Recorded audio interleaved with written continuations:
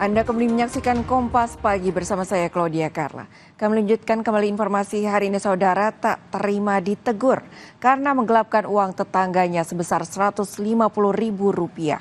Seorang pria di Palembang, Sumatera Selatan nekat mengancam tetangganya dengan senjata tajam. Pelaku akhirnya ditangkap oleh Satreskrim Polrestabes Palembang.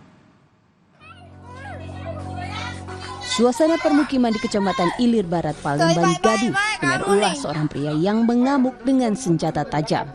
Ia mengancam seorang pria yang ternyata adalah tetangganya sendiri. Beruntung saat itu warga sekitar segera melerai sehingga tak ada korban jiwa. 2 hari berselang, pelaku akhirnya ditangkap polisi tak jauh dari rumahnya. Terungkap pelaku mengancam tetangganya karena masalah uang Rp150.000.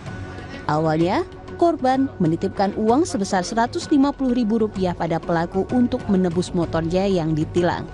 Namun oleh pelaku, uang ini malah digunakan untuk menebus ponsel pelaku. Saat korban menagih uang pada pelaku, pelaku justru meminta tambahan uang Rp50.000. Terlanjur kecewa, korban pun menolak hingga akhirnya pelaku mengamuk.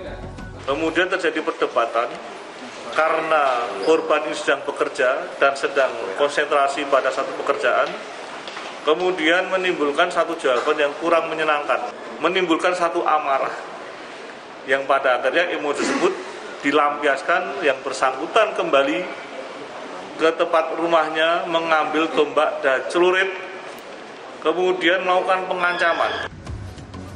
Akibat ulahnya, pelaku dijerat pasal tentang perbuatan tidak menyenangkan dan undang-undang darurat terkait kepemilikan senjata tajam dengan ancaman 10 tahun penjara. Yudi Kiswanto, Kompas TV, Palembang, Sumatera Selatan. Gara-gara stiker helm, 2 pemuda di Sragen, Jawa Tengah dikeroyok sekelompok perguruan pencaksilat hingga mengalami luka-luka. Inilah video amatir yang merekam sekelompok perguruan pencaksilat saat konvoi di jalan tiba-tiba mengeroyok 2 pemuda di Jalan Sumeni, Sragen, Jawa Tengah. Pengeroyokan diduga terjadi lantaran korban memakai stiker helm komunitas perguruan silat lain. Akibatnya, 2 korban dianiaya dengan dipukul dan ditendang hingga mengalami luka-luka. Polisi lalu menangkap 2 pelaku serta menyita helm korban dan 2 sepeda motor milik pelaku. Para pelaku ini melihat warna berbeda, ciri khas berbeda dari korban yang bukan perguruannya, maka dilakukan penganiayaan. Akhirnya kita menetapkan dan mengamankan kedua tersangka.